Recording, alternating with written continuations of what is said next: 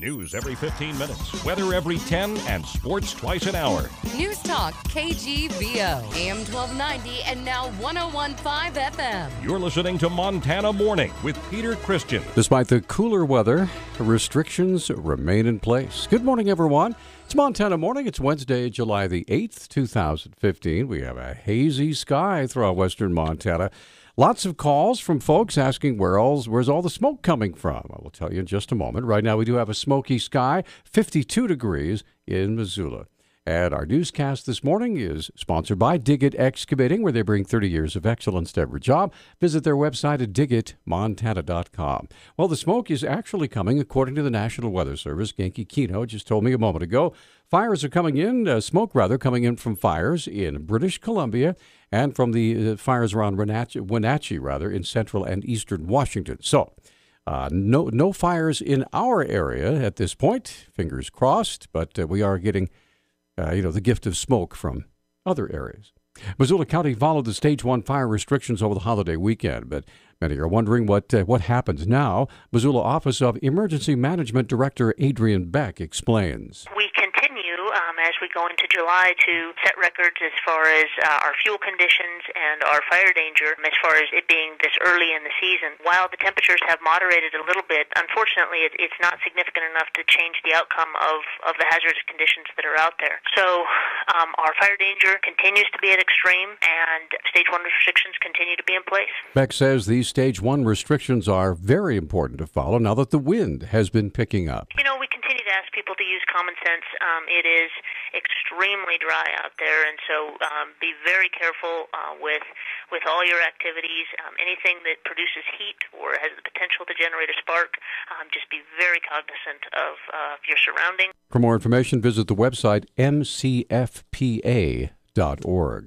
As of yesterday, the Alex Camp Road fire, which is in central Montana, was the largest in the state, covering about 5,700 acres. Despite the density of the fire, BLM Public Information Officer John Moore said there are no roads closed and no structures in danger. There was at one point where the fire did pass over the road. However, that didn't cause any significant problems. That's a fairly remote area. There's very little traffic out there. It's a gravel road, and a few folks go out there for recreational purposes to get to the marina. That's about it. Moore said the weather this weekend was the reason the fire spread, but also the reason that the firefighters were able to start containing it. The winds on Saturday definitely made things more difficult and caused it to expand Saturday evening. Fortunately, Sunday there was some cooler temperatures and an afternoon rain that helped to slow the progress of the fire, and that gave firefighters a chance to get ahead of things and regroup and then get to the point where the fire was more manageable.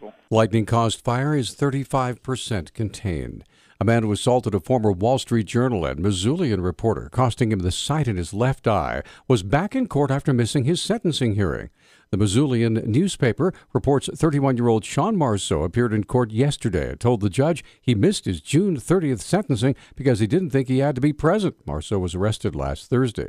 He was scheduled to be sentenced for an August 24th attack outside Walmart in Missoula that left 70-year-old Les Gapé blind in one eye. He's being held on $250,000 bail.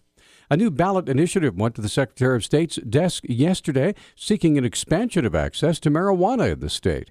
Anthony Variano of Glendive brought the initiative and explains how he hopes it'll work. Well, it's basically the same initiative that was passed in Colorado to legalize sales of recreational marijuana, with taxes going toward funding the public school system. Taxes will be used to build new schools and pay our teachers what they're worth.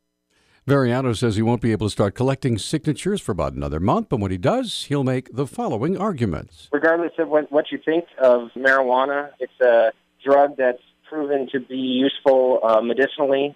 The public school system is in shambles. Our infrastructure, we can't even pass an infrastructure bill to pay for our roads. So this is an opportunity for Montanans to get the things they need in order to help their communities.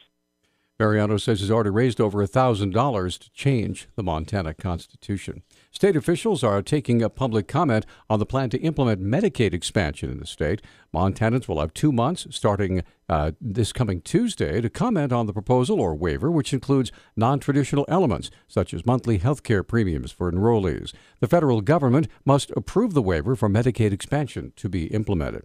While commenting on constitutional matters during KGVO's Talkback show yesterday, former U of M law professor Rob Natelson said the U.S. Supreme Court's recent ruling on same-sex marriage actually opens the door to even more types of marriage than discussed in Justice Anthony Kennedy's majority opinion. They could have used the full faith and credit clause. They could have used the equal protection clause. They chose to use instead the due process clause. Why this is significant is kind of inside pool, but basically the due process clause offers a lot more opportunity for the constitutionalization of plural marriage, of polygamous marriage, than the Equal Protection Clause or the Full Faith and Credit Clause would have. On July 1st, Montana resident Nathan Collier filed for a polygamous marriage license in Yellowstone County. It was turned down, but Natelson says if Collier brings the issue to court, he could win. Is Mr. Collier out to lunch when he suggests that this opinion allows him to have polygamous marriages celebrated? No, he's not. What he needs to do is he needs to go to court, and he needs to demonstrate that the wording of the Supreme Court's opinion is such that it permits him to enter into polygamous marriages, and I think there's some chance he'll be successful. Natelson's opinion on the matter bears more weight than most, as he's frequently cited by the U.S. Supreme Court. John Krakauer's lawsuit asking the U of M to release confidential student records regarding former Montana quarterback Jordan Johnson has the Commissioner of Higher Education's office back at the Montana Supreme Court. Deputy Commissioner Kevin McCrae explains. The university system is in court because we have been sued for student records that we are not authorized to release.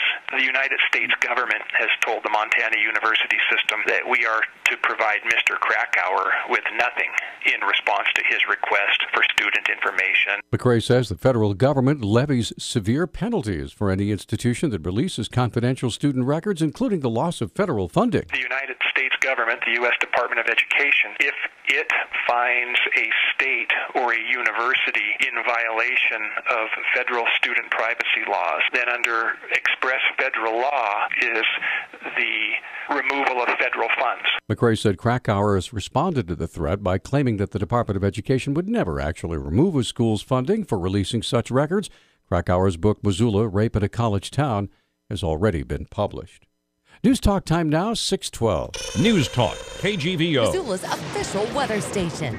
Look for a mix of sun and smoke today with our high temperatures in the upper 80s. Winds will be breezy with wind gusts as high as 20 miles per hour. Mostly clear tonight, lows in the mid-50s. Chance of a shower and thunderstorm Thursday. I'm meteorologist Brooke Foster for KECI 13.